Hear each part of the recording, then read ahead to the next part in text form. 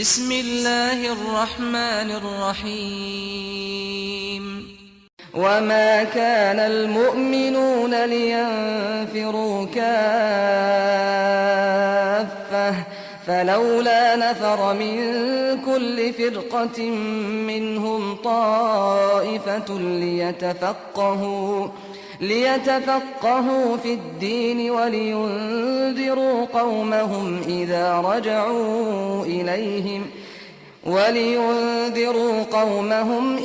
رجعوا إليهم لعلهم يحذرون يا أيها الذين آمنوا قاتلوا الذين يلونكم من الكفار وليجدوا فيكم غلظة واعلموا أن الله مع المتقين وإذا ما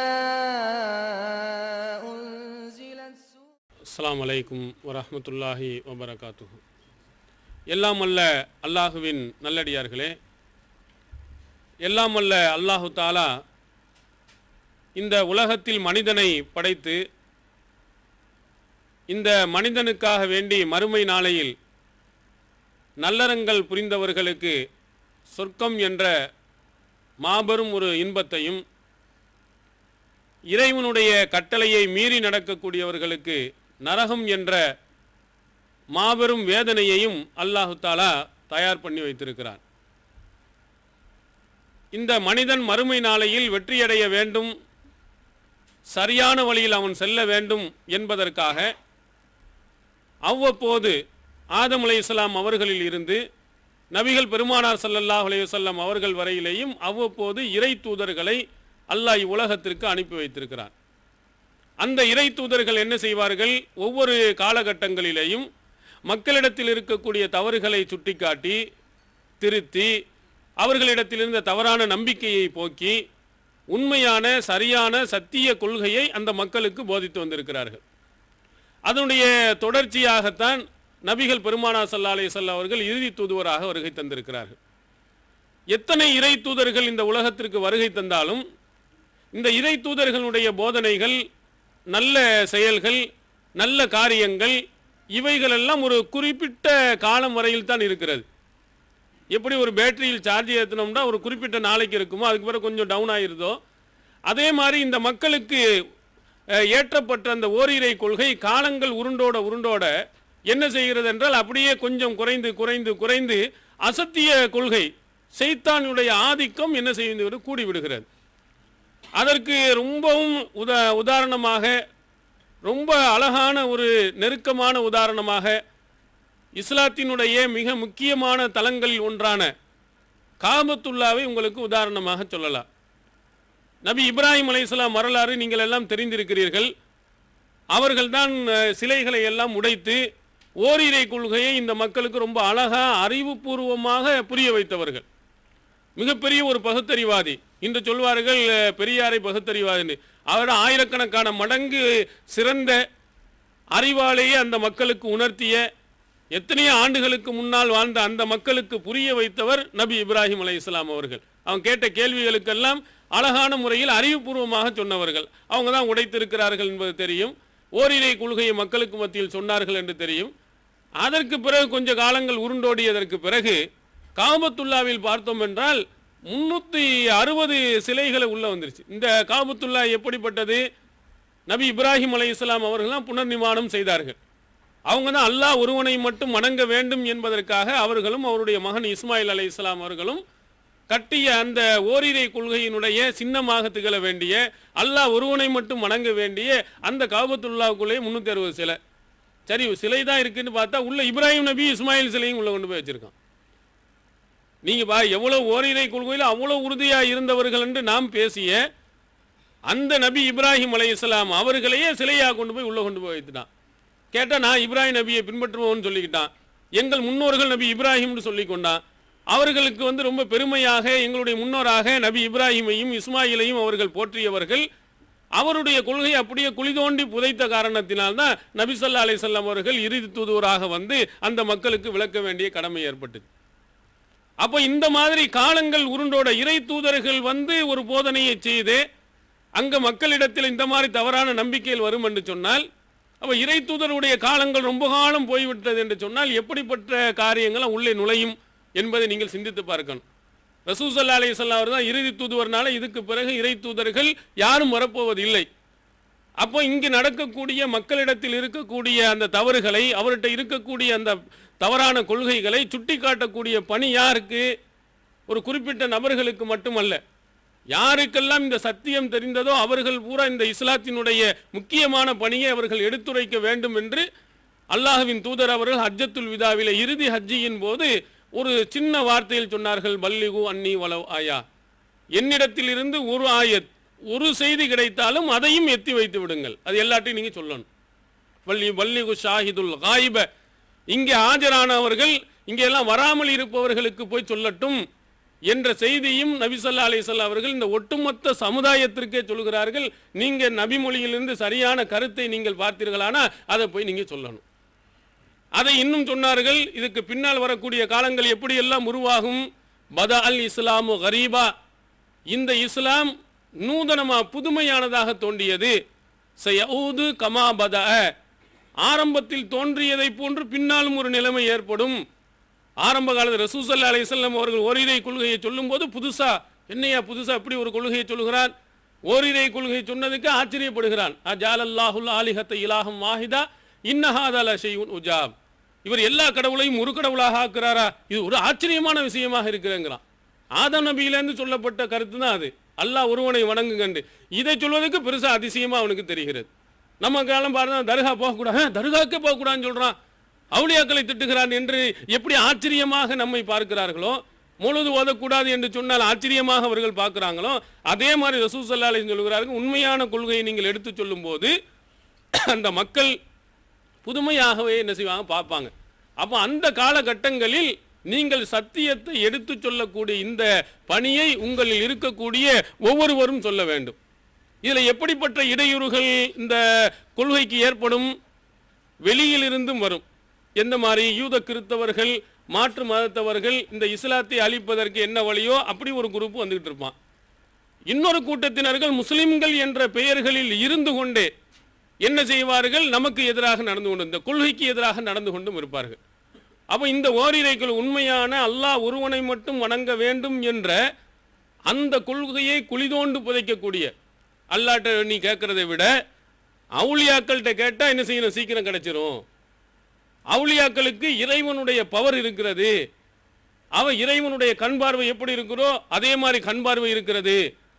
இறைவன் எப்படி எங்கிருந்தோ உள்ளதை எல்லாம் அறிவார்களோ அதே மாதிரி அறியக்கூடிய ஆற்றல் இந்த அவுலியாக்களுக்கு இருக்கிறது என்று இறைவனுக்கு இணை வைக்கக்கூடிய காரியங்களை நியாயப்படுத்தக்கூடியவர்களும் இங்கே என்ன செய்வாங்க, வந்துடுவார்கள். அப்ப இந்த மாதிரி ஆட்களுக்கும் நீங்கள் என்ன செய்ய வேண்டும், பதில் சொல்ல வேண்டிய, இந்த மாதிரி ஆட்களுக்கு தெளிவுபடுத்த வேண்டிய, இவர்களை பின்பற்றுபவர்களுக்கு சரியான வழிகாட்ட வேண்டிய பொறுப்பும் நமக்கு இருக்கிறது.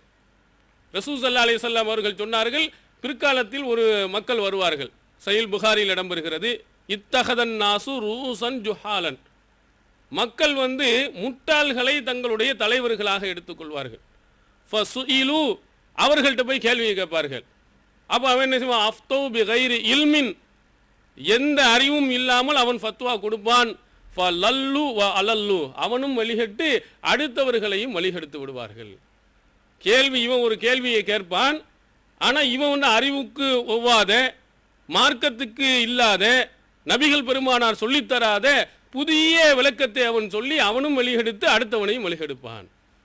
உதாரணத்துக்கு உங்களுக்கு ஒரு செய்தியை சொல்ல வேண்டுமானால், மௌலூது ஓதலாமா ஓதக்கூடாதா, இதற்கு பல காரணங்கள் சொல்லப்படுகிறது. அதில் சாதாரண ஒரு பாமரன் என்ன கேட்கிறான்டா, இந்த மௌலூது ஓதுறது சிறந்ததா, குரான் ஓதுறது சிறந்ததா அப்படின்னு கேட்கும்போது, குரான் ஓதுறது தானே சிறந்தது, அப்போ நீங்கள் குரானையே ஓதிட்டு போகலாமே அப்படின்னு சொன்னால் அதற்கு அவர் பதில் அளிக்கிறார்.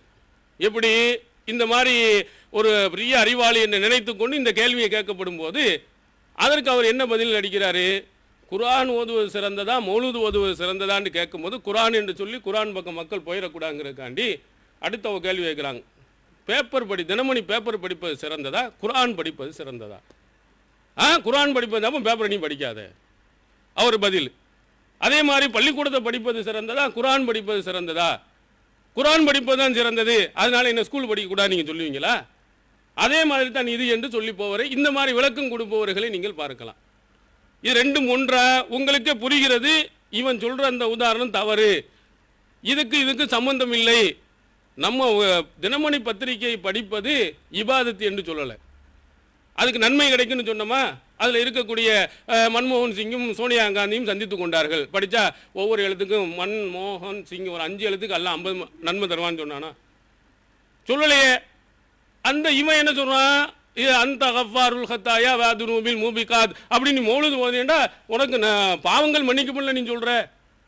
ரெண்டுக்கு வித்தியாசம் தெரியலையா? இந்த மாதிரி மக்களை குழப்பி அவர்களை தௌஹீதிலிருந்து தடம் புரட செய்பவர்கள். இந்த மாதிரி ஒரு சிலர்கள் இந்த எடக்கு மடக்காக கேள்வி கேட்பவர்கள், எடக்கு மடக்காக சிந்திப்பவர்கள், இந்த மாதிரி நிறைய பேர் இருப்பாங்க. உதாரணமாக சொல்லுவாங்க, என்னுடைய மனைவி வாயில் சேலை கட்டுவா. அட ஆச்சரியமா இருக்க, இதில் என்ன ஆச்சரியம் இருக்குது? எல்லாருமே தொப்புள்ள தானே கட்டுவாங்க. ஓ வாயிலில் எப்படி கட்டினா? வாயில் சேலையை வாயில கட்டுனேன்னு அவன் வழங்கிட்டான். இந்த மாதிரி பதில் வாயிலில் கட்டுறா, வாயில் சேலையை வாயிலில் கட்டுவது என்று எண்ணிக்கொண்டு இது தொப்புள்ள தானே கட்டுவான்னு கேட்பார்களே, இதே மாதிரி பதில் சொல்லக்கூடியவர்கள். இந்த மாதிரி அறிவில்லாமல் விளக்கம் சொல்லக்கூடியவர்கள் இந்த உலகத்தில் வருவாங்க. என்ன சொல்லணும்? ஒரு ஆதாரத்தை காட்டால் நபி மொழிகள் இந்த ஆதாரம் இருக்கிறது, ஹதீஸில் இந்த ஆதாரம் இருக்கிறது, அல்லாஹ்வின் தூதர் அவர்கள் இப்படி சொல்லியிருக்கிறார்கள் என்று விளக்கம் சொல்வதற்கு பதிலாக உதாரணங்களை, மார்க்கத்துக்கு முரணான காரியங்களை இப்படி சொல்லும்போது நம்முடைய பணி என்ன? இந்த மாதிரி சொல்பவர்களுக்கும் அதே மாதிரி அறிவுபூர்வமாக பதில் சொல்ல வேண்டிய கடமை நமக்கு இருக்கிறது. எப்படி இப்ராஹிம் நபிகிட்ட போய் கேள்வி சொன்னானே, மன்னன் உன்னுடைய இறைவன் யார்? யுஹ்யி வ யுமீத், அவர் மன்னிக்கவும் செய்வான் உயிர்ப்பிக்கவும் செய்வான். மன்னன் சொன்னால் எனக்கு முடியும். இப்ராஹிம் நபி சொன்னது எதற்கு? சும்மா சாதாரணமாக இறந்து கிடந்தவனோட உயிர்ப்பிப்பான். அல்லாஹ் ஒன்றும் வெட்டாமல் கொள்ளாம கூட சாவுண்டா எல்லாரும் செத்துருவான். இவன் என்ன நினைக்கிறான்? மன்னர் என்று சொன்னால் அவனுக்கு சில அதிகாரம் இருக்குதா இல்லையா? மரண தண்டனை விதித்தவனுக்கு போயிட்டு வா, உயிர் கொடுத்துனேன், ஏய் நல்லா இருக்கிறவனை வெட்டு, இது பார்த்தியா உன்னுடைய இறைவன் மாதிரி தான் நான் அப்படிங்கிறான். அப்போ இப்ராஹிம் நபி என்ன செய்தார்? அதுக்கு பதில் சொல்லாமல் இவனுக்கு வாய் திறக்க முடியாத அளவுக்கு ஒரு பதிலை சொன்னாங்க. என்னுடைய இறைவன் கிழக்கு திசையில் சூரியனை உதிக்க செய்கிறான், நீண்டா மேற்கு திசையில் உதிக்க செய்யலாம். புஹிக்தல்லதி கஃபர், எவன் காபிரா போனா வாயடைத்து போனான். அவனுக்கு என்ன செய்ய முடியல? பதில் சொல்ல முடியவில்லை. அவனுக்கு எந்த பதிலும் இல்லாமல் போய்விடுகிறது. இந்த மாதிரி அல்லாஹ் தஆலா நியாயத்திற்கு, சத்தியத்திற்கு எல்லா பதில்களையும் கொடுத்திருக்கிறான். அப்போ நம்ம நியாயமான முறையில், சரியான முறையில் அந்த மக்கள் மன்றத்திலே போய் விளக்க வேண்டிய கடமை நமக்கு இருக்கிறது. அப்போ நமக்கு என்ன தெரியணும்?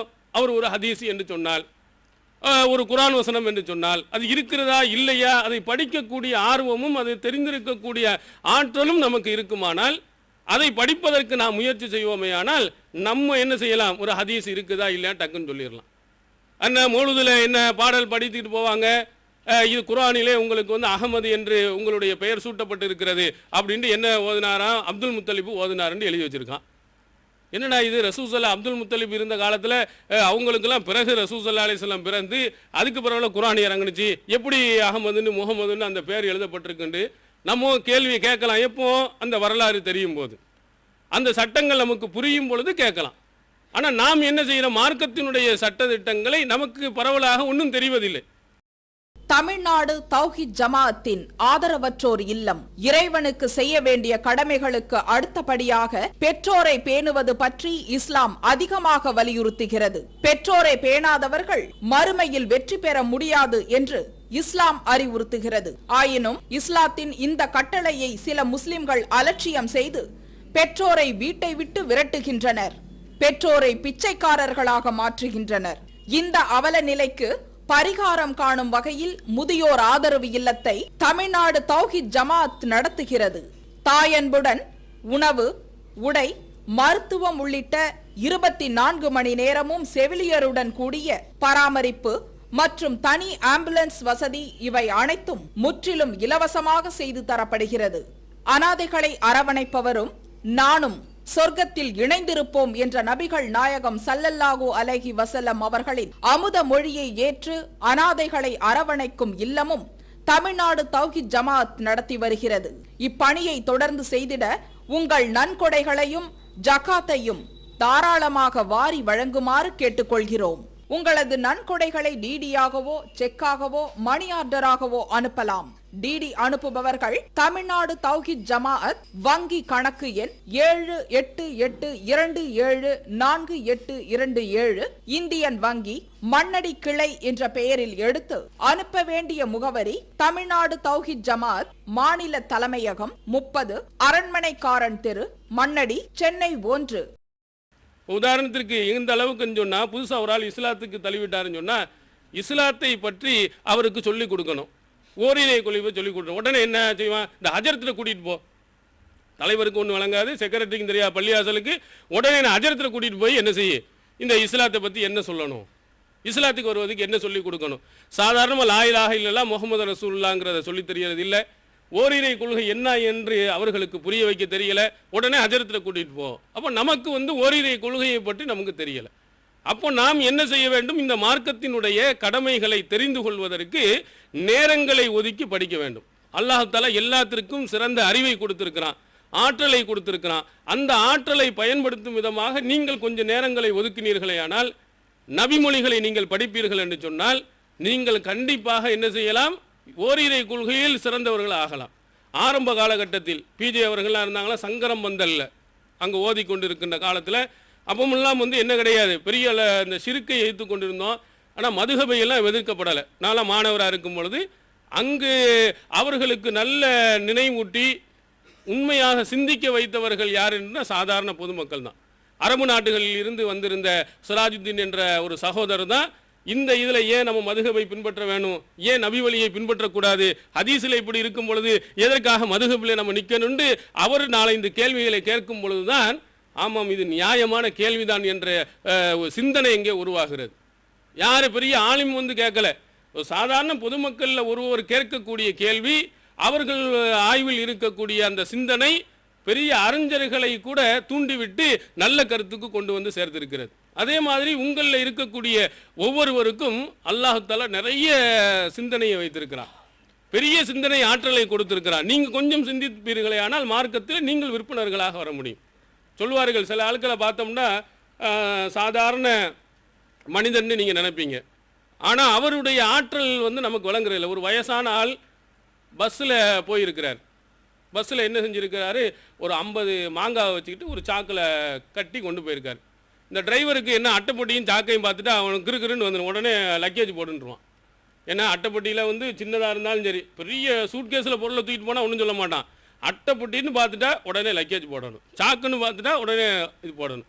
அந்த ஆள் வயசான ஆள் இங்கே பக்கத்தில் 2 ஸ்டாப் தள்ளி தான் போய் இறங்கணும். அதனால் ஐயா நான் ரொம்ப ஏழ்மையானவன், கொஞ்சம் விட்டுருங்க. அதெல்லாம் முடியாது, நான் அதை படிச்சிருங்க இதை படிச்சிருங்க, அந்த பிரச்சனை இருக்குது, நீங்கள் உடனே நீ டிக்கெட் தான் வாங்கணும். பாவம் அவர்கிட்டையும் காசு இல்லை. அப்போ உடனே என்ன செஞ்சார், அந்த பெரியவர், யாருக்குமே சிந்தனை இல்லை, அந்த பெரியவர் என்ன செஞ்சார், 10 பேர் அங்கே இருக்கக்கூடியவரெலாம் சப்போர்ட் பண்ணுறாங்க, எங்கள் வயசான ஆள் விட்டுட்டு போங்கலாம், அதெல்லாம் முடியாது, சட்டத்தை நான் இது பண்ணுவேன். அப்போ உடனே அந்த வயசான நீங்கள் ஒன்றும் சொல்லாதீங்கன்னு சொல்லிட்டு ஒரு 10 பேர்ட்ட ஆளுக்கு 5 மாங்காய் கையில் கொடுத்துட்டார். சாக்கு சுருட்டி இப்படி கையில் வச்சுக்கிட்டார். இப்போ நீ லக்கேஜ் போடு பார்ப்போம். அப்போ அவன் எம்ஏ படிச்சுட்டு கண்ட்ரைக்டராக இருக்கிறான், என்ன செய்வேன், இந்த சாக்குக்கு நீ லக்கேஜ் போடுவியா?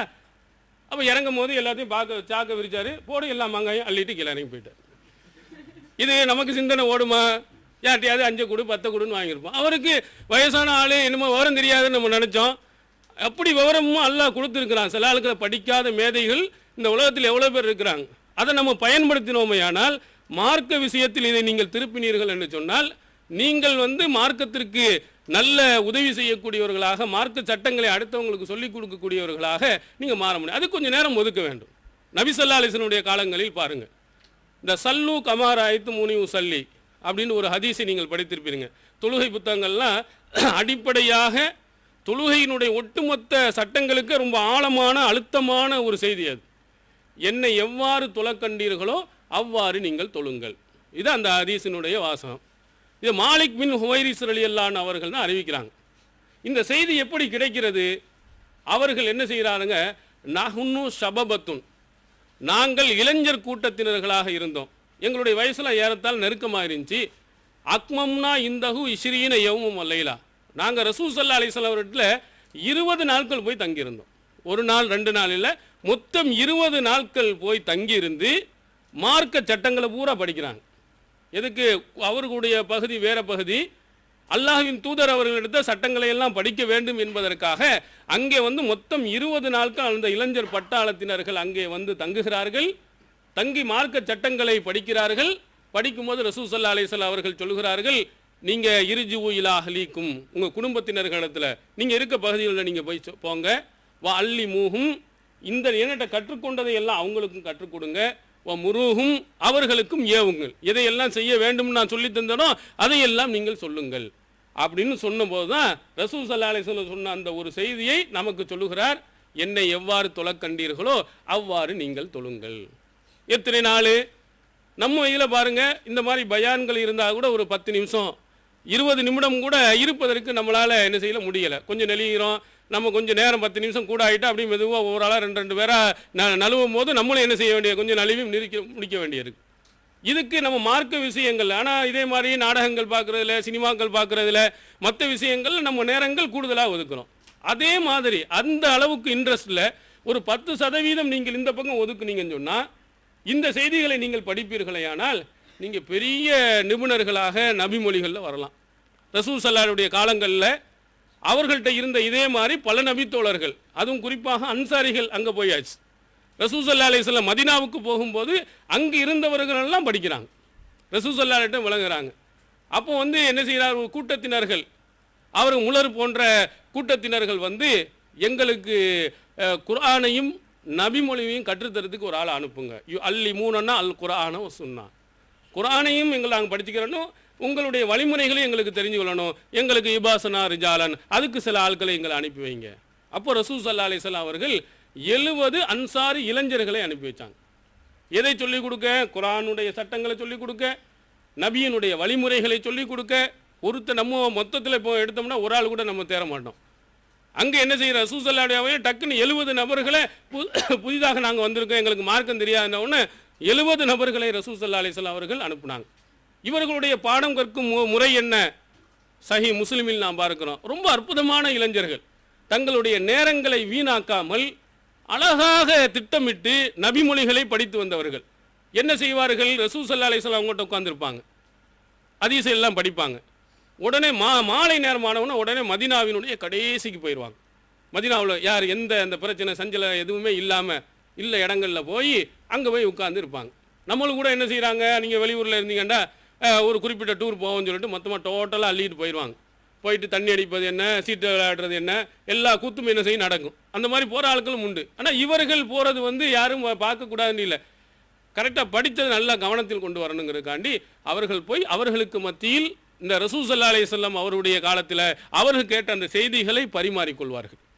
அந்த பரிமாறிக்கொண்ட அந்த இளைஞர்கள் அடுத்து என்ன செய்கிறார்கள், அங்கிருந்து புறப்பட்டு மதீனாவுக்கு, அவங்க ரொம்ப தூரமாக போயிட்டாங்களே, வரும்பொழுது 2 விஷயங்களை கொண்டு வராங்க. விறகுகளை சுமந்து வர்றாங்க. அடுத்து தண்ணீர், நல்ல தண்ணி தான் இங்கே கிடைக்காத, இப்போ தான் என்ன கடல் தண்ணீரை உப்பு தண்ணியை நல்ல தண்ணியாக மாற்றி உங்களுக்கு கிடைக்குது. அந்த காலத்து தண்ணி எங்கேயாவது ஒரு இடத்துல தான் கிடைக்கும். அந்த நல்ல தண்ணியை கொண்டு வந்து மஸ்ஜிது நபவியில் வைத்து இந்த விறகுகளை கொண்டு வந்து விற்பனை செய்து அதிலிருந்து வரக்கூடிய அந்த பணத்தை அஸ்ஹாபு சுஃபா, திண்ணை தோழர்கள் என்று மஸ்ஜிது நபி வாசல்லே ஏழைகள் எவ்வளோ பேர் இருந்தாங்களே அவங்களுக்கு சாப்பாட்டுக்காக கொடுப்பாங்களாம். எப்படி படித்திருக்கிறான்னு பாருங்க. இந்த மாதிரி நம்ம என்ன செய்கிறோம், குர்ஆனை படிப்பதற்கு, ஹதீஸை படிப்பதற்கு நேரம் இல்லை என்று சொன்னால், நான் இதுக்குன்னு நேரங்களை ஒதுக்கி, இங்கே பிரச்சனையாக இருக்கா, பிரச்சனை இல்லாத டிஸ்டர்ப் இல்லாத எந்த இடம் இருக்குது அங்கே போய் குர்ஆனை ஓதுவோம், நபிமொழியை நம்ம படிப்போம் அப்படின்னு நீங்கள் படித்தீர்களே ஆனால் சிறந்த தோழர்களாக நீங்கள் வரலாம். எப்படி 70க்கும் மேற்பட்ட நபித்தோழர்கள் அப்படி உருவானாங்க. சில நபித்தோழர்கள் ரொம்ப தூரமாக இருந்துச்சு, ரசூல் ஸல்லல்லாஹு அலைஹி வஸல்லம் அவர்களை சந்திக்க முடியாத சூழ்நிலை இருந்தது. அப்படிப்பட்டவர்கள் என்ன செஞ்சாங்க, முறை வைத்து கற்றுக்கிட்டாங்க. சஹீஹ் புகாரியில் இடம்பெறுகிறது, உமர் பின் கத்தாப் ரலியல்லாஹு அவர்கள் கூட மதீனா மஸ்ஜித் நபவியிலேருந்து ரொம்ப தூரமான பகுதியில் தான் இருந்தாங்க. அவங்க என்ன சொல்ல, குன்னா நத்னாவுபுன் நுசூல பி ரசூலுல்லாஹி ஸல்லல்லாஹு அலைஹி வஸல்லம் என்சில் யௌமன் அன்சில் யௌமா. ரசூல் ஸல்லல்லாஹுடைய காலங்களில் இந்த ரசூல் ஸல்லல்லாஹுடைய அந்த வகைகளை நாங்கள் என்ன செய்தோம், முறை வைத்து கற்று வந்தோம். ஒரு நாள் நான் அங்கே இருப்பேன், இன்னொரு நாள் அவர் இருப்பார். இத்பான் பின் மாலிக் ரலியல்லாஹு அவர்கள் என்று சொல்லப்படுகிற அவருடைய தோழராக இருந்தவர். அப்போ அவர் அந்த தோழராக இருந்திருக்கக்கூடிய அந்த இத்பான் பின் மாலிக் ரலியல்லாஹு அவர்களும் இவர்களும் முறை வைத்து என்ன செய்வார்கள், நபி ஸல்லல்லாஹு அலைஹி வஸல்லம் அவர்கள்ட்ட வருவாங்க. ஒரு நாள் உமர் வருவார், அவர் வந்து வேலைக்கு போயிடுவார். அப்புறம் இவர் வருவார், உமர் வேலைக்கு போயிடுவார். இந்த ரசூல் ஸல்லல்லாஹு அலைஹி வஸல்லம் என்ன அவைகளில் என்ன சொல்லப்பட்டிருக்கிற இவர் போய் அங்கே சொல்லிக் கொடுப்பார். இந்த மாதிரி முறை வைத்து மார்க்க விஷயங்களை கற்றுக்கொண்ட நபித்தோழர்களை பார்க்கிறோம். நம்மள்கிட்ட இருக்கிறோமா அப்படி? இந்த மாதிரி பயான் நடக்கிறது அல்லது வேறு எங்கேயாவது ஒரு நல்ல நிகழ்ச்சிகள் நடக்குது, சரி சில நேரத்தில் அவசியமான வேலைகள் முக்கியமான வேலைகளுக்கு அனுப்பிடுவாங்க. சரி ஒரு ஆளை அனுப்பி இன்றைக்கி என்ன பயான் பண்ணாங்க, என்ன சொன்னாங்க, அந்த சிடி இருக்கிறதா, அதை வாங்கி பார்ப்போம், அதை படிப்போம் அப்படிங்கிற ஒரு ஆர்வம் நமக்கு இல்லை. சரி போனது அதோட போனிச்சு, போனால் பார்ப்போம், இல்லை என்றால் இல்லை. இப்படி மார்க்க கல்வியை மார்க்கத்திற்கு உதவி செய்யக்கூடியவர்களாக அன்றைய காலத்தில் இருந்தவர்கள் இல்லை. தனக்கு வாய்ப்பு இல்லாவிட்டாலும் அது வாய்ப்புக்குரிய வழிவகைகள் என்ன என்பதை எல்லாம் அவர்கள் என்ன செய்திருக்கிறாங்க, ரசூல் ஸல்லல்லாஹு அலைஹி வஸல்லம் காலங்களில் படிச்சிருக்கிறாங்க. அதனால்தான் இந்த மாதிரி இளைஞர் சமுதாயத்தினர்களும் உங்களை போன்றவர்களும் தான் அவர்களுடைய மிகப்பெரிய உழைப்பு தான் உங்கள் கையில் இருக்கக்கூடிய குர்ஆனும் கூட. ரசூல் ஸல்லல்லாஹு அலைஹி வஸல்லம் காலத்தில் ஸைத் பின் சாபித் ரலியல்லாஹு அன்ஹு அவர்கள் என்ன செய்கிறார்கள், இளைஞராக திகழ்ந்தார்கள், குர்ஆனை எழுதி கொண்டு இருந்தார்கள். அவர்கள் அபூபக்கர் சித்திக் ரலியல்லாஹு அன்ஹுடைய காலங்களில் குர்ஆன் எல்லார்ட்டையும் ஒவ்வொரு ஆட்டையும் உள்ளங்களில் இருந்தது, சில ஆளுக்கு எழுதி வைத்திருந்தாங்க. எல்லாத்தையும் ஒரு நூலாக ஒரு புத்தகமாக நம்ம என்ன செய்யணும், கொண்டு வர வேண்டும் என்பதற்காக அவர்கள் ஒரு முயற்சி எடுக்கின்ற போது அந்த பொறுப்பு யாருக்கு கொடுக்கும், ஸைத் பின் சாபித் என்பவர்கிட்ட தான். அவர் தான் போய் என்ன செய்கிறாரு, எல்லா பகுதிகளுக்கும் போகிறார், ஒவ்வொன்றையும் இருக்கக்கூடிய குர்ஆன் வசனங்களை எல்லாம் சேகரிக்கிறார். அனைத்தையும் சேகரித்து நமக்கு இப்போ அழகான ஒரு குர்ஆனை கொடுத்திருக்கார். இந்த பணியை நம்மளால் செய்ய முடியுமா? எவ்வளவு அன்றைய காலத்தில் எவ்வளவு பெரிய கஷ்டமான வேலை. நம்ம முயற்சி செய்வோமையானால் இந்த மாதிரி பெரிய பெரிய பணிகள் எல்லாம் நம்மால் செய்ய முடியும். நம்ம அமைப்பில் இருக்கக்கூடிய சகோதரர்கள் மார்க்கத்தினுடைய சிந்தனையோடு மார்க்கத்தினுடைய கட்டளைகளோடு தெரிந்தவர்களாக நீங்கள் இருப்பீர்களே, ஆனால் இங்கே ஒரு சின்ன தப்பு நடந்தால் கூட நீங்கள் சுட்டி காட்டுவீங்க. அந்த தவறுகளை நீங்கள் சீர்திருத்துவீர்கள். உங்கள் குடும்பத்தில் இருக்கக்கூடிய தவறுகளை சீர்திருத்துவீர்கள். இல்லை என்றால் ஒவ்வொன்றுக்கும் போன போட்டு என்ன ஏதுன்னு நீங்கள் கேட்க வேண்டிய நிலைமை ஏற்படும். ரசூல் ஸல்லல்லாஹு அலைஹி காலத்துக்கு பிறகு உமர் பின் கத்தாப் ரலியல்லாஹு ஆட்சி காலம் வருகிறது. அவருடைய ஆட்சி காலத்தில் ரொம்ப அழகான ஒரு முறையை அவர்கள் கையாண்டாங்க. நல்ல ஆலோசகர்களை வச்சுக்கிட்டாங்க. எப்படிப்பட்ட ஆலோசகர்கள்? எல்லாம் ஜால்ரா அடிக்கிறவங்க கிடையாது. நிறைய பேர்கள் இன்று என்ன செய்கிறாங்கன்னா, அவன் என்ன சொன்னாலும் அவர் சொல்கிறதுக்கு முன்னாடி நீங்கள் செய்கிறது தான் சரி அப்படின்னு சொல்கிற ஆளுக்கு நிறைய இருக்குது. ஏன்னா அப்போ தான் நம்ம பதவியில் இருக்கலாம், அப்போ தான் நம்ம பொருளாதாரத்தை சம்பாதிக்க முடியும் அப்படிங்கிற பொறுப்பில் இருக்கிறவங்க நிறைய இருக்காங்க. ஆனால் உமர் ரலியல்லாஹு அன்ஹு அவர்கள் எப்படி ஆளை வச்சுருக்காங்கன்னா, தப்பு செய்தால் கடும் கோபக்காரராக இருந்த உமருக்கு கூட சுட்டி காட்டணும், அப்படி இருக்கணும். அதனால தான் அவர்களுடைய மஜ்லிஸ் உமருடைய மஜ்லிஸில் இருந்தவர்கள் முஷாவரத்திஹி, அதில் அவருக்கு ஆலோசனை செய்வர்கள் இருந்தவர் குஹூலன் அவு ஷப்பானன், வயது முதிர்ந்தவர்களும் இருந்தார்கள், இளைஞர்கள் கூட இருந்தாங்க. வயசு முதியாலையும் வச்சுருந்தாங்க, ரொம்ப சின்ன ஆளையும் கூட வச்சுருந்தாங்க. சஹீஹ் புகாரியில் இடம்பெறக்கூடிய ஒரு சம்பவத்தில் அவர் ஒரு இளைஞர் அல்-ஹுர் இப்னு கைஸ் என்று சொல்லக்கூடிய ஒருவர் ஆலோசகர். அந்த ரொம்ப சின்ன ஆள் வயசு, ஆனால் விவரம் மிக்கவர். உமர் தன்னுடைய ஆலோசனைக்கு வச்சுக்கிறனால விவரமான ஆளுங்கிறதுக்காண்டி அவர் என்ன செய்கிறார், அவருடைய சொந்தக்காரர் ஒய்னா என்று சொல்லக்கூடிய ஒரு சொந்தக்காரர் உமர் அவர்கள்ட்ட போய் நான் பார்க்கணும், உமர்கிட்ட பேசணும், கொஞ்சம் நீங்கள் அனுமதி வாங்கித்தாண்டு அவர் சொந்தக்காரர் இருந்தாலும் கேட்டார். சரி நான் வாங்கி தர்றேன் அப்படின்னோடனே அல்-ஹுர் இப்னு கைஸுங்கிறவர் அந்த சொந்தக்காரர் ஒய்னாக்கு வாங்கி கொடுத்துட்டார். போகிறார், உமர் ரலியல்லாஹு அன்ஹு அவர்களை சந்திக்க போகிறார். போகும்போது என்ன செய்கிறாங்க, கூப்பிட்டு இப்னுல் கத்தாப் அப்படின்னே கூப்பிட்றார். எடுத்த உடனே கத்தாபின் மகனே ரசூலுல்லாஹ் கூப்பிட்டுருக்குறாங்க. ஆனால் அன்றைய காலத்து மக்கள் எல்லாம் எப்படி கூப்பிட்டாங்கன்னா, யா அமீரல் மூமினின் தான் கூப்பிட்டுருக்காங்க. இந்த அமீரல் மூமினின் என்ற வாசகம் கூட உமர் ரலியல்லாஹு அன்ஹுடைய காலத்தில் தான் என்ன செய்யப்பட்டிருக்கு, உருவாக்கப்பட்டது. மூமின்களுடைய தலைவரே அப்படி தான் பழக்கம், பேர் சொல்லி கூப்பிடுவது இல்லை. அவன் போன உடனேயே கொஞ்சம் ஒரு ரஃப் அண்ட் டைப்பாக என்ன செய்ய உமர்கிட்டையே என்ன செய்கிறாரு, போய் கிராஸ் பண்ணுறாரு, இப்னுல் கத்தாபின் மகனே. அடுத்து சொல்லுவார், லம் தூத்தீனல் ஜஸல வலம் தஹ்கும் பைனனா பில் அதில், எங்களுக்கு நல்ல வசதி வாய்ப்புகளை நீங்கள் செஞ்சு தரலை, நேர்மையாக தீர்ப்பு நீ வழங்கலை அப்படின்னு கடுமையான குற்றச்சாட்டு. அவர் மாதிரி உமருடைய ஆட்சி மாதிரி நீங்கள் ஒரு சிறந்த ஆட்சியை நீங்கள் பார்க்கவே முடியாது. யார் காந்தியடிகள் முதற்கொண்டு சொன்னார், இந்தியாவில் உமருடைய ஆட்சி மாதிரி வரணுங்கிற அளவுக்கு அவர் சிறந்தவர். அவர்கிட்ட சின்ன தவறு கூட என்ன செய்ய பார்க்க முடியாது. உமர் பற்றிய நாம் நிறைய பேசலாம், அவ்வளவு நீதத்துக்கும் நேர்மைக்கும் அவ்வளவு கரெக்டாக நடந்தவர். அவரை பார்த்து சொல்லுகிறார், நீங்கள் சரியாக எங்களுக்கு வசதி வாய்ப்பு வழங்கலை. ஒரு கட்டத்தில் அவர் சாப்பிடும்போது ஒருத்தரை கூப்பிடுறாரு, அவர் நெய் இருக்கிறது அத்தா என்ற நூலில், அது பாட்டு வளைச்சி சாப்பிட்றான் அந்த ஆள். என்ன அவர் சொன்னால், காட்டுவாசி மாதிரி சாப்பிட்றீங்க, கொஞ்சம் நிதானம் சாப்பிட வேண்டியதானே அப்படின்னு சொன்னவுடன் அவர் சொல்லுகிறார், அமீருல் முஃமினீன் அவர்களே, இந்த நெய்யை பார்த்து ரொம்ப காலமாச்சு, எனக்கு கிடைச்சது இப்போ தான் கிடைச்சிது, அதனால நான் இந்த மாதிரி நடந்து கொண்டேன் என்று அவர் சொல்லும்போது அப்படி அவர் வருத்தப்பட்டு, என்னுடைய மக்களுக்கு இதையெல்லாம் சாப்பிட்ற நிலைமை எப்போ வருமோ அதுக்கு பிறகு நான் சாப்பிட்டுக் கொள்கிறேன், இனிமேல் நான் சாப்பிட மாட்டேன்னு சொன்னவர் யார்? உமர் பின் கத்தாப். அவர் இறக்கின்ற போது 80,000க்கு மேற்பட்ட ரூபாய் கடனாளியாக தான் போனார். ஹஜ்ஜி செய்யும் பொழுது கிழிந்த ஆடைகளுடன், தைக்கப்பட்ட ஆடைகளுடன் ஹஜ்ஜி செஞ்சிருக்கிறாரு. அப்படி நிறைய செய்தவர். அவரை பார்த்துக்கிட்டு வந்து நேர்மையாக நீ வழங்கலை, அதற்கு அடுத்ததாக நீ ஒழுங்காக வசதி வாய்ப்புகளை எங்களுக்கு செஞ்சு தரலை அப்படின்னு குற்றம் சுமத்தியவுடன் ரொம்ப கோவப்பட்டாங்க உமர் பின் கத்தாப். வரலாற்று ஆசிரியர்கள் கூட சொல்வார்கள், அபூபக்கருடைய ஆட்சிக்கும் உமருடைய ஆட்சிக்கும் என்ன சொல்லுவாங்க? சனத்து உமரைன்னு சொல்லுவாங்க. 2 உமர்களுடைய ஆட்சி. என்ன, அபூபக்கருடைய 2 அப்படின்னு சொல்லலை. ஏன்னா அவர் ரொம்ப குறைந்த காலம் தான், 2 வருஷம் தான், 2.5 வருஷத்துக்கிட்ட தான் அவர் ஆட்சி புரிந்தார். இவர் தான் 10 வருஷத்துக்கு மேலே போச்சு புரிந்தார். இவர் சிறந்தவரும் காரணத்தினால், நிறைய ஆட்சி செஞ்சு நல்ல பேர் எடுத்தனால உமர் மாதிரி அபூபக்கர் ஆட்சி செய்தார் என்று சொல்லும் அளவுக்கு அவ்வளவு சிறந்தவரை பார்த்து கேட்டோம்னா கட்டும் கோபம் வந்து அடிக்க போனார். அப்போ அனுமதி வாங்கி தந்தாலும் அவர் சின்ன பையன் உட்காந்துக்கிட்டு இருக்கிறார். ஆஹா, தேவையில்லாத ஆளுக்களை கூட்டிகிட்டு வந்து விட்டுட்டோமே, நம்ம பெரும் பிரச்சனையை உண்டாக்கிட்டான இந்த ஆள் அப்படின்னு நினச்சிக்கிட்டு அழகாக ஒரு குர்ஆன் வசனத்தை சொல்கிறார். அல்லாஹ் தஆலா தன்னுடைய நபிக்கு சொல்லியிருக்கிறான், ஹுதில் அஃபுவ வஅமுர் பில் உருஃபி வஆரில் அனில் ஜாஹிலீன். அல்லாஹ் சொல்லுகிறான், மன்னிப்பை எடுத்துக்கொள்ளுங்கள்.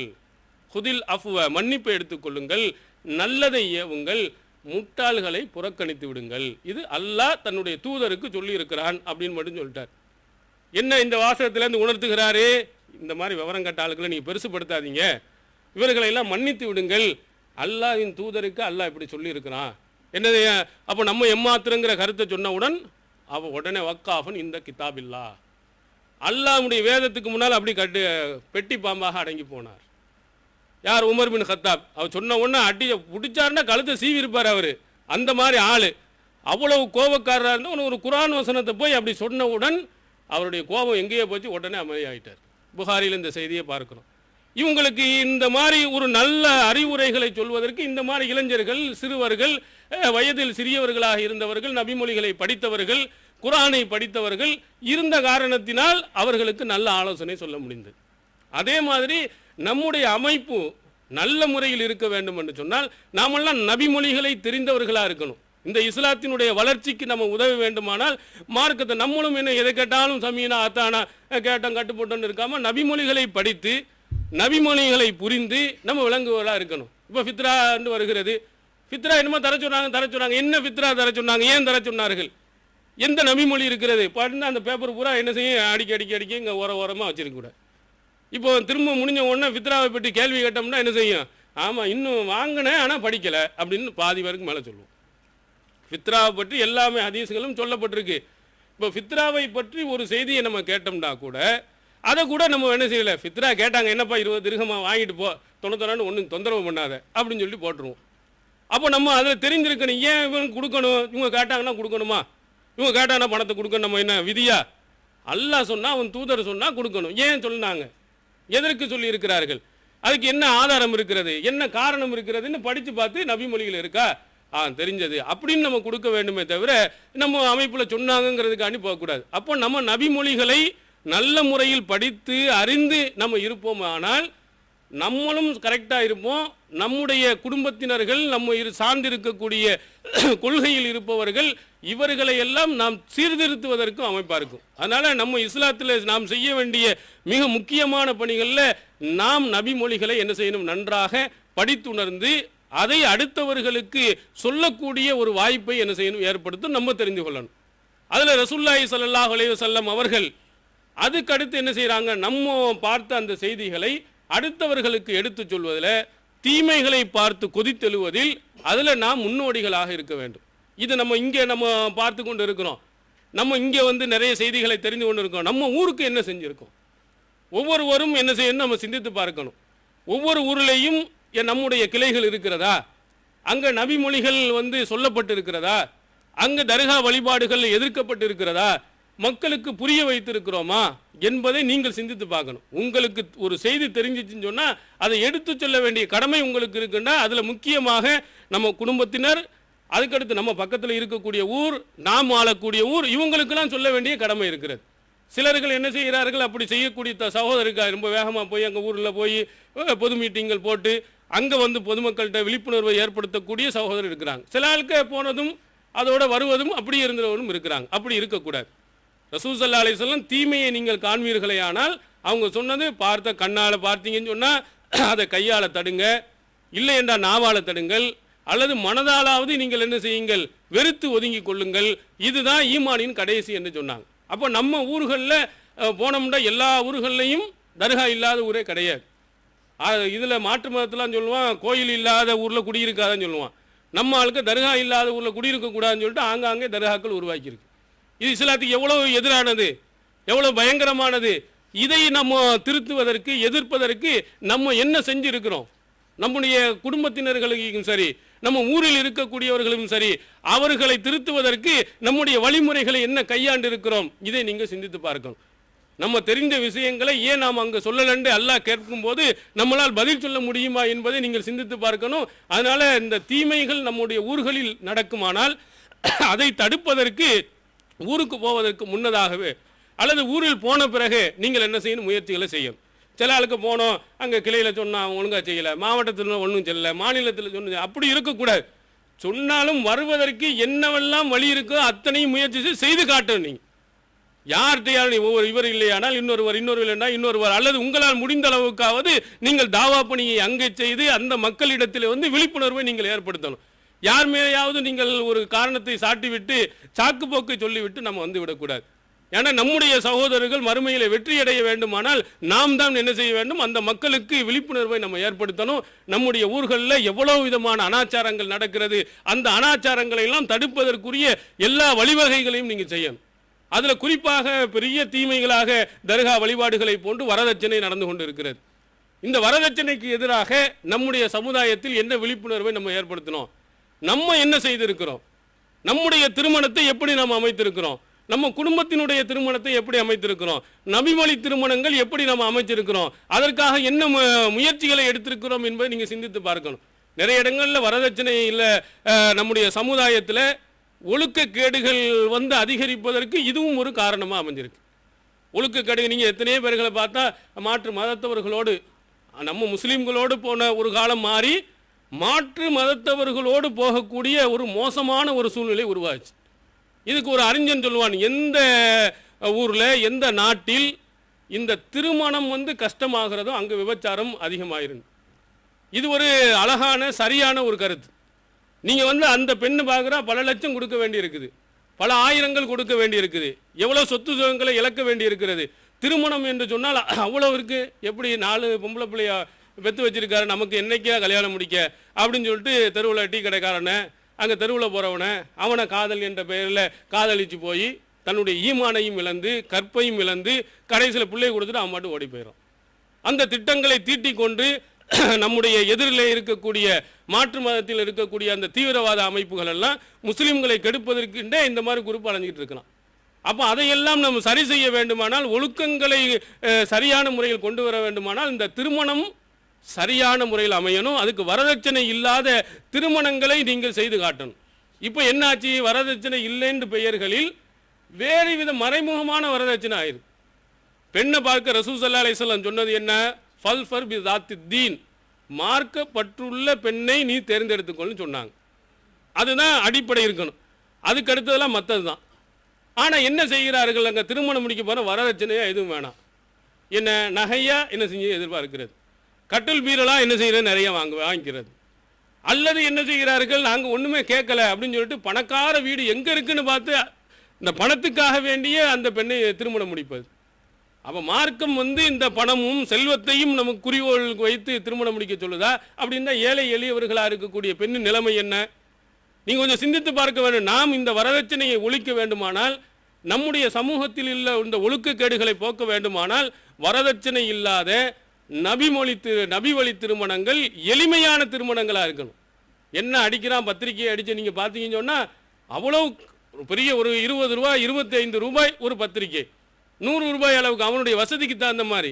ஒரு சில இடங்களில் நான் கேள்விப்பட்டிருக்கிறேன், பெரிய ஒரு டப்பா மாதிரி என்ன திருமண பத்திரிக்கை, அதுக்குள்ளே எந்த அளவுக்குன்னா நீங்கள் சென்னையில் நடக்குதான், சென்னையில் நடக்கும் உங்களுடைய அதில் ஒரு அப்ளிகேஷன் ஃபார்ம், ரயில்வே டிக்கெட்டினுடைய ரிசர்வேஷன் ஃபார்ம் நீங்கள் தந்தீங்கன்னா டிக்கெட்டும் ரிசர்வ் பண்ணி உங்களுக்கு என்ன செய்கிறோம், கூப்பிடுறோம். இப்படி கொடுக்குறான். எவ்வளவு பக்கத்து வீட்டில் பசியோடு இருக்கிறவனுக்கு சாப்பாடு கொடுக்க மன வர மாட்டேங்குது. திருமணத்தை ஆடம்பரமாக நடத்தணும், யாரும் கேள்விப்பட்டாத அளவுக்கு நடத்தணும் அப்படிங்கிறதுக்காக வேண்டி என்ன செய்கிறான்னா இப்படி பணத்தை வாரி இறைத்து பெரிய பணக்காரர்களாக திருமணம் முடித்து ஆடம்பரமாக திருமணம் முடித்து நபி ஸல்லல்லாஹு அலைஹி வஸல்லம் உடைய அந்த ரஹ்மத்தை இழக்கும் நிலைகளை நாம் பார்க்கிறோம். இளைஞர்களாக இருக்கக்கூடிய நீங்கள் உங்களுடைய திருமணம் எளிமையாக இருக்கணும், வரதட்சணை இல்லாதான் இருக்கணும். அல்லாஹ்க்கு பயந்துக்கிறணும். நம்ம நினைக்கலாம் என்ன நம்ம எளிமையாக தான் பண்ணணும் போனோண்டு. ஆனால் உங்கள் உள்ளத்தில் என்ன இருக்கிறது, நீங்கள் எப்படி வாங்குனீங்க போனீங்க எல்லாம் அல்லாஹ்வுக்கு தெரியும். நம்ம வெளியே தோற்றத்தில் வந்து மக்கள்கிட்ட எது கேட்டாலும் நம்ம கேள்விக்கு பதில் சொல்லிக்கிறலாம் அப்படின்னு நீங்கள் நினைத்தாலும் அல்லாஹ்வுக்கு பதில் சொல்லணுங்கிறத ஆழமாக நீங்கள் என்ன செய்யணும், மனதிலே நீங்கள் பதிய வைத்துக் கொள்வீர்களானால் உங்களுடைய திருமணங்கள் எளிமையாக இருக்குது. அது மாதிரி உங்களுடைய குடும்பத்தில் இருக்கக்கூடிய உங்களுடைய பிள்ளைகளுடைய திருமணமாக இருந்தாலும் எளிமையான திருமணமாக. நிறைய பேர்கள் தௌஹீது வட்டாரத்தில் இருக்கக்கூடியவர்களே பெண்ணை பெற்று வச்சிருக்கிறாங்க, கல்யாணம் முடிக்க முடியலை, வரதட்சணை கேட்குறான், வரதட்சணை கொடுக்க முடியாது, கொடுத்தோம்னா மார்க்கத்துக்கு பட்டுன்னு அப்படியே பல 30 வயது 32 வயது என்றெல்லாம் தன்னுடைய பெண்ணை வைத்துக்கொண்டு கதறிக்கொண்டு இருக்கக்கூடிய எத்தனை பெற்றோர்களை தௌஹீத்வாதிகளை நாம் பார்க்க முடியும். அந்த மாதிரி நிலைமைக்கு இந்த சகோதரர்கள் என்ன செய்யக்கூடாது, போகக்கூடாது.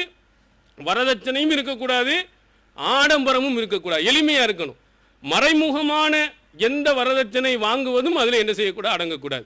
இதை நீங்கள் செய்தீர்களேயானால் அந்த இஸ்லாமிய பெண்மணிகளுக்கு நீங்கள் செய்யக்கூடிய மிகப்பெரிய ஒரு தொன்றாக அந்த தௌஹீதின்படி வாழக்கூடிய பெண்களுக்கு ஒரு நல்ல ஒரு வழிகாட்டுதலாக இருக்கும். நீங்கள் எப்படி கேட்டீங்கன்னு பணம் இன்னும் எந்த பேச்சும் கிடையாது. தௌஹீத் படி கரெக்டாக இருக்குமா, குர்ஆன் ஓத தெரியுமா, தொழுவ தெரியுமா, இஸ்லாத்தின் அடிப்படை வழங்குமா, அப்படி இருந்தால் ஓகே உடனே திருமணம் அப்படின்னு நீங்கள் சொல்லி பாருங்கள். இதில் 2 நன்மை இருக்குது. நீங்களும் தௌஹீத் பெண்ணை நீங்கள் முடிக்கிறீங்க. பெண் வீட்டில் நிலைமை என்னவாகும், ஆஹா நம்ம பொண்ணை கரை ஏற்றணும்னு சொன்னால் ஓத வைக்கணும், தொழு வைக்கணும், அவளை படிக்க வைக்கணும், இதை சொல்லி கொடுக்கணும்னு அதற்காக வேண்டியாவது அந்த பெண்ணை என்ன செய்வாங்க, படிக்க வைப்பாங்க. அதன் காரணத்தினால் அந்த பெண்மணி தௌஹீத் பெண்மணியாக மாறுவதற்கும் வாய்ப்புகள் நிறைய இருக்குது. எத்தனை இடங்களில் என்ன செய்கிறாருன்னா பொண்ணு கல்யாணம் கட்டினோன்னா உடனே மனசால கொண்டு போய் விட்டுறது.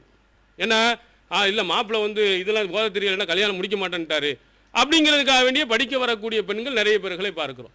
இந்த மாதிரி 100% குர்ஆன் ஹதீஸுக்கு உட்பட்டு நடக்கக்கூடிய பெண்ணாக இருப்பவர்களை நாம் திருமணம் முடிக்க வேண்டும் என்ற நிலையை நாம் உருவாக்கணுமே ஆனால் சமூகத்தில் இஸ்லாத்தினுடைய விழிப்புணர்வுகளை நாம் என்ன செய்யலாம், ஏற்படுத்தலாம்.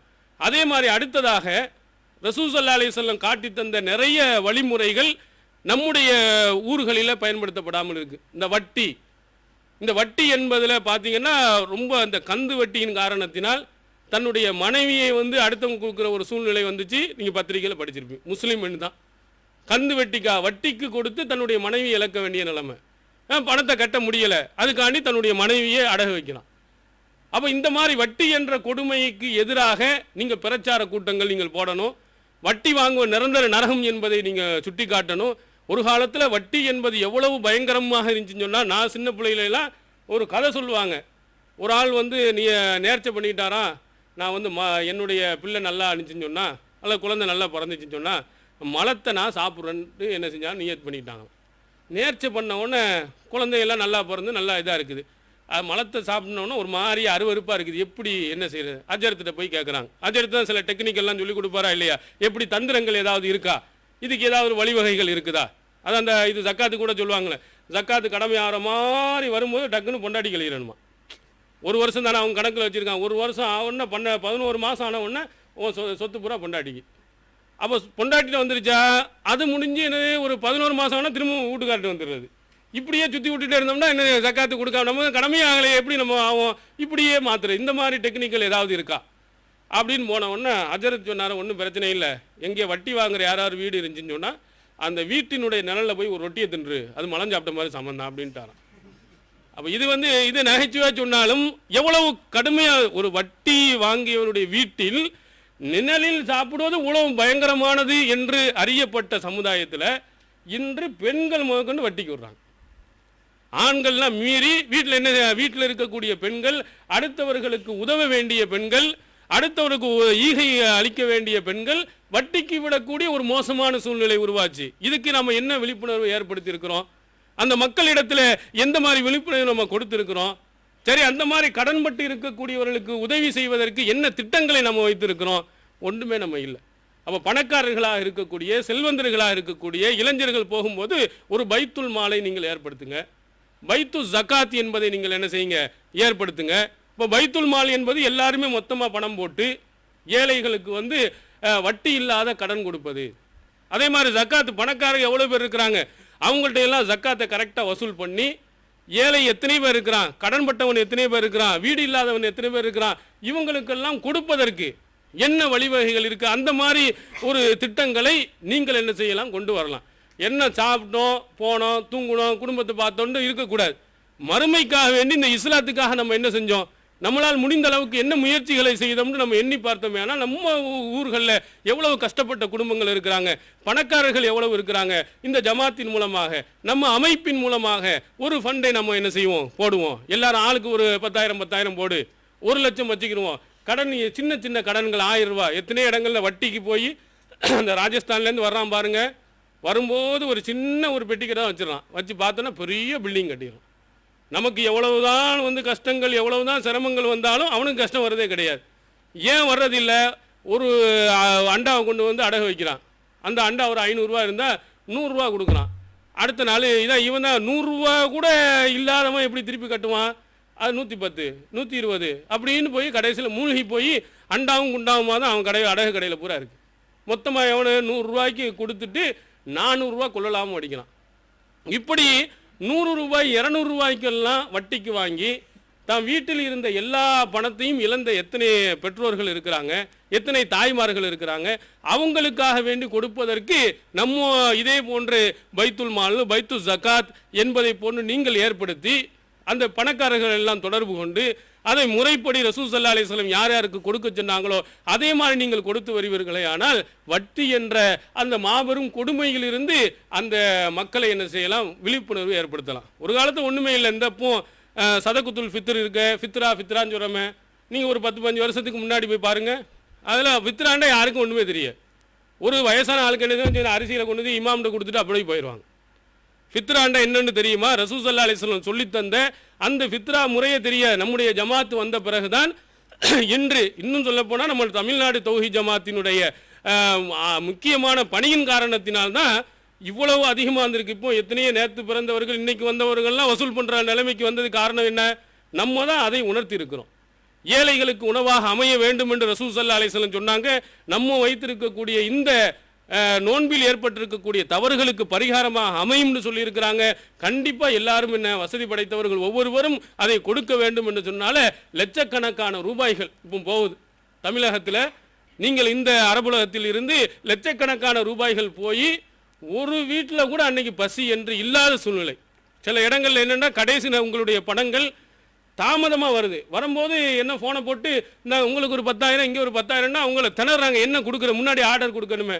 இந்த வருஷம் நம்ம ஒரு ஊரில் பார்த்தோம், இந்த மாதிரி வந்தனால டக்குன்னு என்ன செய்கிறாங்க, உடனே பால் கிடைக்கும், பால் வாங்கி எல்லாத்துக்கும் 2 லிட்டரை கொடு, 3 லிட்டரை கொடுத்து கடைசி நேரத்தில் பணம் வரும்போது முன்கூட்டியே நீங்கள் இப்போ கொடுத்துட்டீங்கன்னா கரெக்டாக பிரிச்சுடுவாங்க. அந்த கடைசி நேரத்தில் சில பணங்கள் வரும் பொழுது அத்தனை பேர்களுக்கும் அந்த எனக்கு தெரிந்து நம்முடைய ஜமாத் இருந்த எந்த பகுதிகளிலேயும் பசியோடு அன்னைக்கு இருந்தது கிடையாது. அந்த அளவுக்கு ஒரு சூழ்நிலை, மனநிறைவான அளவுக்கு அரிசியை கொடுத்துருக்காங்க, முட்டை கொடுத்துருக்குறாங்க, கறியை கொடுத்துருக்காங்க, நெய்யை கொடுத்துருக்காங்க, தீப்பெட்டி முதற்கண்டு ஒவ்வொரு ஊர்களையும் அப்படி ஒரு பேக்கேஜ். நீங்கள் கொண்டு போனால் சட்டி பாத்திரம் மட்டும்தான் இருக்காது, மற்ற இதை கொண்டு போய் 100% அப்படியே சாப்பிட்லாம். அந்த அளவிற்கு எல்லா இதையும் தரமான அரிசியை வாங்கி கொடுத்து பெருநாள் தினத்தன்று இந்த முஸ்லீம்கள் பசியோடு பட்டினியோடு இருக்கக்கூடாது என்பதை நாம் நடைமுறைப்படுத்தி நம்முடைய ஜமாத் தான், நம்ம ஒவ்வொருவருடைய முயற்சி தான். இந்த முயற்சிகளுக்கு உங்களுடைய பங்களிப்பு இருக்கணும். ஏன்னா நிறைய இடங்களில் நீங்கள் வசூல் பண்ண போகிறாங்கன்னா ஒரு 4 பேர் நீங்கள் சேர்ந்து போகணும். அதில் கூட சில ஆளுக்கு போகிறதுக்கு தயக்கம் காட்டுறாங்க, வாங்கண்ணா இதெல்லாம் நமக்கு எதை தெரிய வராது அப்படின்னு. இதில் உங்களுக்கு நன்மை இருக்கிறது. ஒரு ஆள் போனால் தருவதை விட ஒரு 5-6 பேர் போய் நீங்கள் சேர்த்தீங்கன்னா ஒரு 10 பேர் வர்றாங்க, ஒரு மரியாதைக்கான கொடுப்போன்னு சொல்லுவான். அந்த கொடுப்பதின் மூலமாக ஒரு 4 ஏழைகளுக்கு அது என்னது உணவாக போகிறது. அவனுடைய அந்த நோன்பினுடைய அந்த பாவங்கள் மன்னிக்கப்படுகிறது. தவறு இருந்தால் இதை போன்ற நல்ல பணிகளுக்கு, இந்த இஸ்லாமிய பணிகளுக்கு நீங்கள் நிறைய முயற்சிகளை நீங்கள் செய்ய வேண்டும். இதே போன்ற பணிகள் என்னென்னவெல்லாம் இருக்கிறது இந்த அரபுலகத்தில் மட்டுமல்லாமல் குறிப்பாக இதைவிட நம்முடைய சொந்த ஊர்களில் போய் இந்த தாவா பணியை வீரியமாக முறுக்கிவிடக்கூடிய எல்லா விதமான இதையும் நீங்கள் செய்ய வேண்டும். உங்களுக்கு ஆலோசனை வேண்டுமானால் நம்ம தலைமையிலே அல்லது இங்கே இருக்கக்கூடிய தலைமையில் நீங்கள் தொடர்பு கொள்வீர்களே ஆனால் அங்கே ஏற்பாடு செய்யலாம். புத்தகங்கள் வாங்கி கொடுக்கலாம், சீடிக்கள் வாங்கி கொடுக்கலாம், நோட்டீஸுகள் அவங்களுக்கு கொடுக்கலாம், மீட்டிங்கள் போடலாம், பெண்களுக்கு பயான்கள் நீங்கள் வைக்கலாம். பெண்களை கொஞ்சம் மாற்றிட்டீங்கன்னா அது அல்லாஹ் அக்பர், அது பெரிய அளவில் நீங்கள் பெரும் மாற்றத்தை ஏற்படுத்தலாம். உங்கள் ஊர்களில் பெண்கள் பயான் இதை போன்று ஏற்பாடு செய்து இஸ்லாத்தினுடைய உண்மையான கொள்கைகளை அவர்களுக்கு தெளிவுபடுத்துவதற்கு நீங்கள் முயற்சி செய்ய வேண்டும். எல்லாம் அல்லாஹ் தஆலா நாம் அனைவரும் அப்படிப்பட்ட நல்லவர்களாக ஆக்கி அருள்வானாக. வாஹிர் தாவனா அல்ஹம்துலில்லாஹ். அல்லாஹ்